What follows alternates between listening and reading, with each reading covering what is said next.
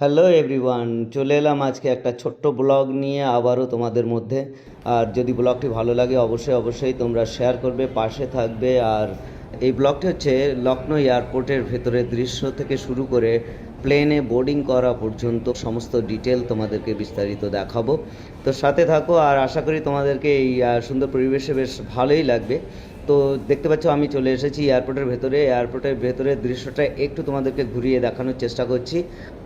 আর এই এয়ারপোর্টের ভেতরে ওয়েটিং লঞ্চ থেকে শুরু করে সারি সারি সাজানো আছে ছোট বড় শপিং মল এবং রেস্টুরেন্ট। তোমরা কিন্তু চাইলেই শপিং মল থেকে নিজেরা শপিং করতে পারো, তবে তোমাদের পকেটটা খুব গরম রাখতে হবে, কারণ এইখানে সমস্ত জিনিস কিন্তু খুবই কস্টলি হয়। আর আমি তোমাদেরকে একটু ধীরে ধীরে চারিদিকটা ঘুরে দেখানোর চেষ্টা করছি। আর এই এয়ারপোর্টের ভেতরটা কিন্তু সম্পূর্ণ শীততাপ নিয়ন্ত্রিত, এবং চারিদিকে যে শপিং মলগুলো আছে তোমরা দেখতে পাচ্ছ খুব অসাধারণভাবে সাজানো। এক কথায় আমার কিন্তু চারিদিকটা খুব অসাধারণ লেগেছে। আর সেই সাথে তোমাদের দেখাচ্ছে একটা ছোট্ট রেস্টুরেন্ট, দেখো আমার সামনেই আছে, খুব সুন্দর পরিপাটিভাবে সাজানো এবং স্নিগ্ধতায় পরিপূর্ণ।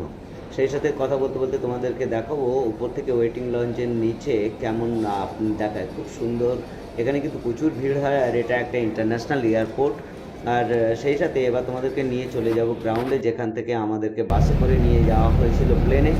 আর এই চলে এলাম বাসের ভেতরে, আর এখান থেকে প্লেনে বোর্ডিং হওয়া পর্যন্ত তোমাদেরকে পুরো দৃশ্যটাই দেখাবো খুব কাছ থেকে।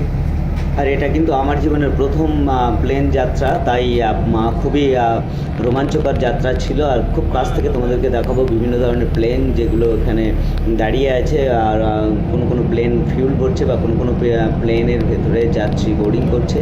আর সেই সাথে রয়েছে বিভিন্ন ধরনের ছোট বড় গাড়ি, যে গাড়িগুলো প্লেনগুলোকে টেক অফের জন্য রানওয়েতে নিয়ে চলে যায়। এবং সেই সাথে বাস সার্ভিস তো আছে। এখানকার যাত্রী সুবিধা কিন্তু খুবই অতুলনীয়।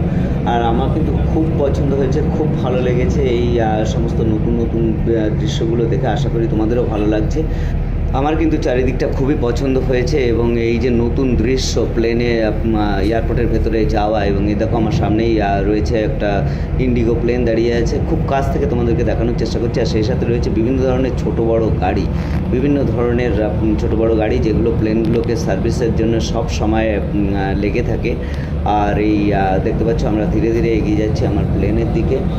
আর তোমাদেরকে এখানে বলে রাখি, এর আগে কিন্তু আমি কখনো প্লেন জার্নি করিনি, তাই মনের মধ্যে একটা হালকা ভয়ও ছিল। মনে মনে তো আনন্দ হচ্ছিল, কিন্তু একটা খুব ভয়ও কাজ করছিল যে প্রথমবার প্লেনে যাচ্ছি, কেমন হবে না হবে। আর এই তোমাদের সঙ্গে কথা বলতে বলতে ধীরে ধীরে চারিদিকটাও দেখছিলাম আর আনন্দ উপভোগ করছিলাম। আশা করি তোমাদেরও ভালো লাগছে ভিডিওটি। কথা বলতে বলতে পৌঁছে গেলাম আমার টার্মিনালসে, যেখানে এয়ার এশিয়ার বিমানটি অপেক্ষা করছে। আমি বলে দিই তোমাদেরকে, আমার প্রথম বিমান ছিল এয়ার এশিয়ার।